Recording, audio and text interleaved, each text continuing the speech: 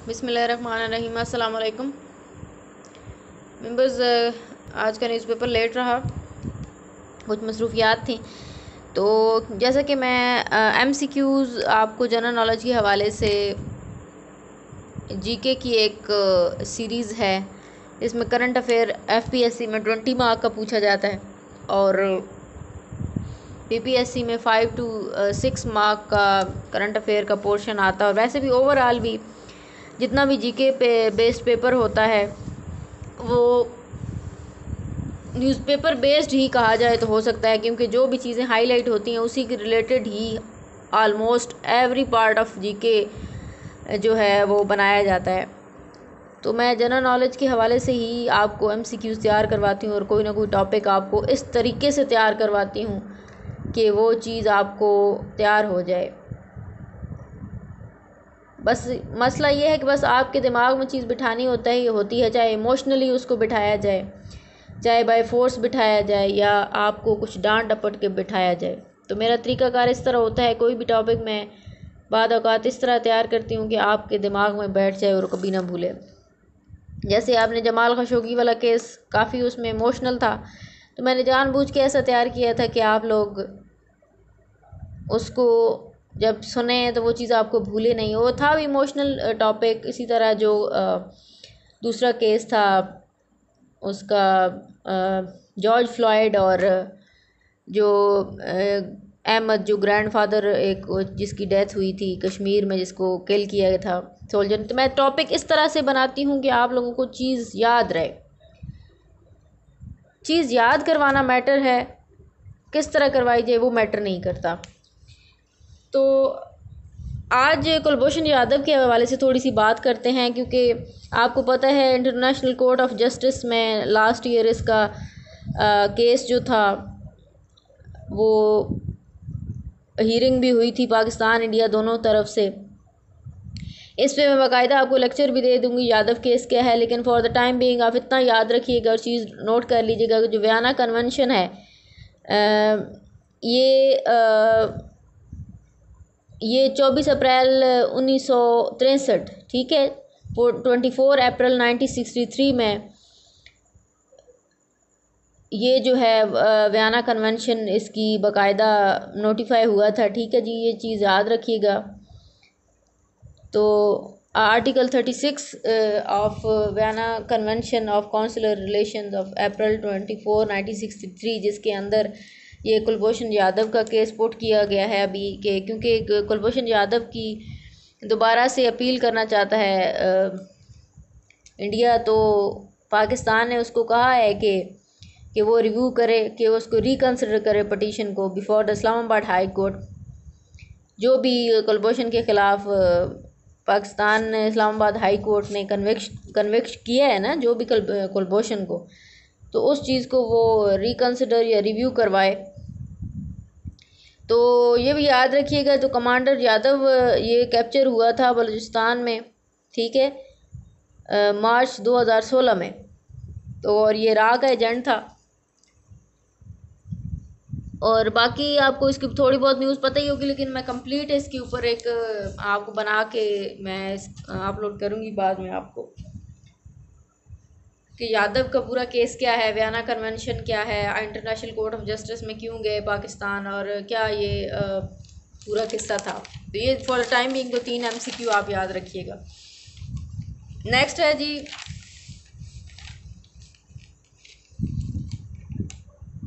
अच्छा जी, first non governmental online conference हुई है बेल्ट एंड रोड इनिशिएटिव, ठीक है।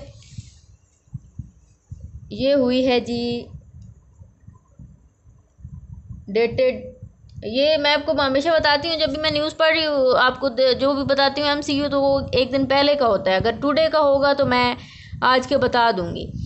तो ऑनलाइन ये 8 कंट्रीज़ का ऑनलाइन सेशन हुआ है, जिसको कॉन्फ्रेंस कॉल भी कहते हैं। ऑनलाइन कॉन्फ्रेंस एक मीटिंग हुई है जिसमें जो CPEC है और BRI यानी बेल्ट एंड रोड इनिशिएटिव पे बात की गई है। तो सिर्फ आप ये याद रखिएगा कि पाकिस्तान चाइना इंस्टीट्यूट चेयरमैन जो अभी सेनेटर है ना, क्योंकि वो कौन है, Pakistan China institute chairman senator Mushahid Hussain है।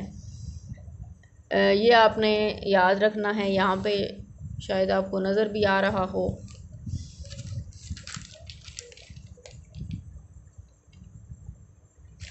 ठीक हो गया। तो इसमें जो कंट्रीज़ थी, Pakistan, China, Nepal, Afghanistan, Bangladesh, Kazakhstan, Myanmar and Sri Lanka. Countries याद रखने की ज़रूरत नहीं है कौन सी थी, सिर्फ ये मैं इसलिए बता रही हूँ कि आप लोगों को याद रहे कि जो पाकिस्तान चाइना इंस्टीट्यूट चेयरमैन के जो सेनेटर हैं वो मुशाहिद हुसैन है। और फर्स्ट ये नॉन गवर्नमेंटल ऑन, क्योंकि अभी देख लें ओवरऑल जो वर्ल्ड में भी ऑनलाइन सेशन चल रहे हैं, कोई भी मीटिंग होती है ज़्यादा इम्पोर्टेंट। इसके अलावा जी जो इसमें ये भी अभी डिस्कस हुआ है कि till date 75,000 Pakistan had got jobs. ठीक है, 75,000, ये सी पैक जब ऐसे लिखेंगे तब भी आप इसके अंदर ये कर सकते हैं कि 75,000 पाकिस्तान ने टिल डेट जो है जी इससे जॉब्स मिली हैं। इसके अलावा 28,000 पाकिस्तानी स्टूडेंट्स चाइना के अंदर जो हैं स्टडी कर रहे थे। ठीक हो गया। अच्छा, यहाँ पे एक और चीज़ भी याद रखिएगा, क्योंकि इंडियन ओशन बहुत अहम है। आप में से शायद कुछ बच्चे जो बिल्कुल नए हैं इसके बारे में ना जान सके। मैंने ज्योग्राफी की क्लास में आपको इंडियन ओशन पे पूरा लेक्चर भी दिया हुआ है, जितने ओशन आपको याद करवाए हुए हैं। इंडियन ओशन क्योंकि ये अफ्रीका, एशिया और यूरोप, अफ्रीका और एशिया के साथ तो बिल्कुल अटैच है, Arabian Sea and then Indian Ocean, बहर हिंद जिसे कहते हैं। तो इसके अंदर जो करंटली वारशिप्स हैं ना, जो कि इंडियन ओशन के अंदर है, वो 120 हैं। ठीक है, क्योंकि Indian ocean is consider the is also consider the battle ground. ठीक है, यानी इसको समझा जाता है कि ये भी बैटल ग्राउंड है। यहाँ पे मुख्तलिफ जो कंट्रीज़ हैं उनकी वारशिप्स हैं, और 120 वार चाइना की भी है, अमेरिका की भी है। उन्होंने अपनी अपनी बेसिस बनाई हुई हैं इंडियन ओशन के इर्द गिर्द। तो यानी कहा जाता है कि मोस्ट, अगर आपसे पेपर में पूछा जाए कि कौन सा ऐसा ओशन है कि जो मोस्ट मिलिटराइज्ड है, जहाँ पे सबसे ज़्यादा आर्मी लगाई गई है मुख्तलिफ कंट्रीज़ की, तो वो इंडियन ओशन है। ठीक है, ये जो जोग्राफी की क्लासेस नहीं लेते उनके लिए बड़ा ही नुकसान होने वाला है, वो लिया करें लाजमी, क्योंकि अभी तक इतने लेक्चर नहीं हुए। जब ज़्यादा हो जाएंगे तो कवर करना मुश्किल होगा। साथ साथ आप लेते रहें, और जो स्टूडेंट ले चुके हैं उनका फीडबैक मुझे आया है, उनको वो वाकई टिप्स पे चीज़ याद हो चुकी है।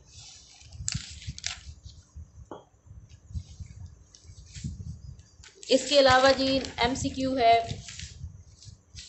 नेक्स्ट देखते हैं जी। अच्छा जी, किश्वर नाहिद के ऊपर आज पूरा एक आर्टिकल भी छपा है। किश्वर नाहिद क्योंकि उर्दू राइटर थी, तो किश्वर नाहिद जो है, इनका जो है जी, ये सबसे मशहूर पोएम शायद कई दफ़ा पेपर्स में पूछी जाती है, हम गुनाहगार औरतें। ठीक है, इसके अलावा आगाही एंड पहला सजदा, ये जो है इनकी मशहूर कुछ राइटिंग्स हैं, तो उनको आप लोगों ने लिख लेना है। क्योंकि किश्वर नाहिद जो हैं ये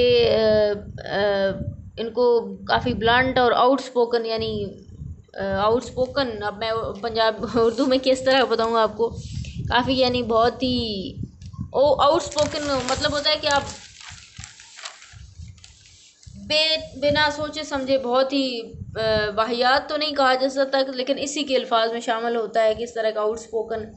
अब मुझे उर्दू में इसका नहीं वर्ड आ रहा, इनको समझा जाता है कि ब्लंट एंड आउटस्पोकन। और इसलिए इन्होंने जो पोएम लिखी थी, हम गुनाहगार औरतें और आगाही एंड पहला सजदा, ये इनकी राइटिंग्स हैं। तो ये हो सकता है पेपर्स में, ये किश्वर नाहिद की हमेशा बुक्स पूछी जाती हैं, या उनकी जो भी होता है मतलब उनकी बुक लिख के या इस तरह की चीज़ लिख के तो पूछा जाता है ये किसकी है, तो किश्वर नाहिद की याद रखिएगा ये 2-3 चीज़ें।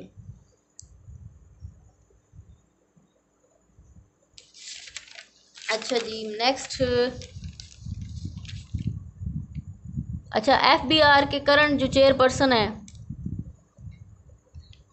FBR क्योंकि हाईलाइट बढ़ी जा रही है मुख्तलिफ न्यूज़ के हिसाब से, कभी इसके टैक्स कम हो रहे होते हैं, ज़्यादा हो रहे होते हैं टैक्स के हिसाब हवाले से। तो करंट जो चेयरपर्सन है इसके मोहम्मद जावेद गनी। ठीक है, छोटी छोटी चीज़ें कई दफ़ा पूछ लेते हैं, बंदा हैरान रहता है कि ये एफपीएससी वालों ने क्या या पीपीएससी वालों ने पूछ लिया है।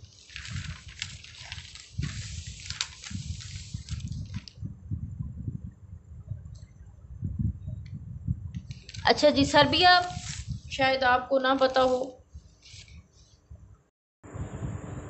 तो सर्बिया की बात हो रही थी कि सर्बिया जो है, मैंने आपको बताया था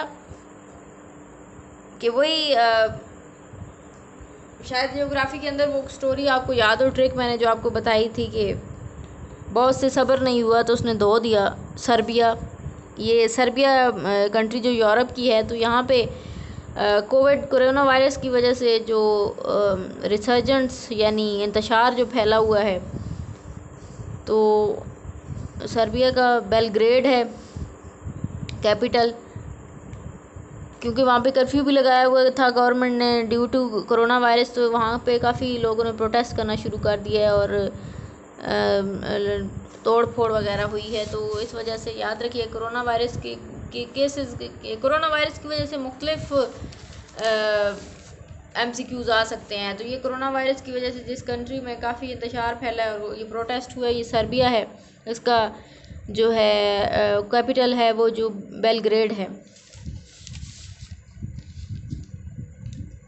अच्छा जी, एक और इशू भी चल रहा है अभी इन दिनों क्योंकि ट्रंप ने क्योंकि ऑर्डर किया है ना कि स्टूडेंट्स को कि जिनके तमाम कोर्स जो हैं ऑनलाइन हो गए हैं, तो वो इंडिया से सॉरी अमेरिका से निकल जाएं। तो यहाँ पे हार्वर्ड यूनिवर्सिटी ने इसका नोटिस लिया है और कोर्ट को कहा है कि इसके ट्रंप के इस बयान पे जो है या ऑर्डर पे इसको चेंज किया जाए, इस ऑर्डर को, इस पे एक्शन लिया जाए, क्योंकि millions of students are studying in America. तो ये काफ़ी इशू है। तो हार्वर्ड यूनिवर्सिटी आप लोग याद रखिएगा यूएस में है। तो हार्वर्ड यूनिवर्सिटी के जो प्रेसिडेंट हैं लॉरेंस बैको, ठीक है, BACOW है, लॉरेंस तो ईजी है स्पेलिंग, लॉरेंस बैको। तो अभी जो हार्वर्ड यूनिवर्सिटी है कि उसने तो यही कहा है कि दैट ऑल एकेडमिक ईयर जो 2020-21 है विल बी कंडक्टेड ऑनलाइन। तो इस वजह से जितने भी यानी वहाँ के स्टूडेंट्स हैं, ट्रंप ने उनको ऑर्डर किया है कि उसने थ्रेटनिंग की है ना एक किस्म की कि वीज़ाज ऑफ फॉरेन स्टूडेंट्स, तो उनको कैंसिल किया जाए या उनको तमाम को घर भेजा जाए। तो इसके अलावा जी, अच्छा जी, तो आपको पता है कि चाहे कोरोना वायरस है या जिस वजह से BPIA की फ़्लाइट्स जो थी वो मुअत्तल रही थी, तो आज की डेट में, ये कल की न्यूज़ नहीं है, ठीक है, क्योंकि PIA regular flights to UAE being restored to it today, आज रिस्टोर की जाएंगी जी। आज डेट है 9 जुलाई। ये पूछ लिया जाता है, मुझे पता है, मुझे एक्सपीरियंस है कि पेपर में किस तरह के MCQ आते हैं। तो कोरोना के बाद कई दफ़ा कई चीज़ें पूछेंगे कि अच्छा जो कि कौन सी फ़्लाइट जो है या पाकिस्तान PIA ने कब से दोबारा रिस्टोर की थी, इसी तरह जो थी ट्रेन कब रिस्टोर दोबारा से हुई थी क्योंकि बंद हो गई थी, इसी तरह लॉकडाउन कब गवर्नमेंट ने खोला, ये सारी चीज़ें इस तरह की पूछी जाएंगी। आई एम श्योर कि ये पूछी जाएंगी। तो पाकिस्तान इंटरनेशनल एयरलाइन की जो फ़्लाइट है UAE में ऑपरेट करती हैं, ये जो हैं जी आज की डेट से रीओपन हो जाएंगी 9 जुलाई 2020 जी। तो ये था आज के लेक्चर MCQ के हवाले से, नोट डाउन कर लीजिएगा इसको। और क्रिटिसिज्म मैं करती हूँ, बिल्कुल एंटरटेन करती हूँ, यही सीखने का तरीका होता है। कोई भी इशू हो, कोई भी आपको पढ़ाने में कोई मसला हो रहा हो या आपको नहीं समझ आती, तो लाजमी मुझे इनबॉक्स किया करें, यूट्यूब पे भी कमेंट किया करें, मुझे ज़रा भी बुरा नहीं लगता, क्योंकि जो क्रिटिसिज्म महसूस करते हैं वो कभी भी आगे नहीं बढ़ सकते। वही बात, छोटी सोच और पाँव की मोच आपको आगे नहीं बढ़ने देती। तो क्रिटिसिज्म मैं बिल्कुल करूँगी। लेकिन जायज़ क्रिटिसिज्म गलत नहीं। ठीक है जी, शुक्रिया एंड अल्लाह हाफिज़।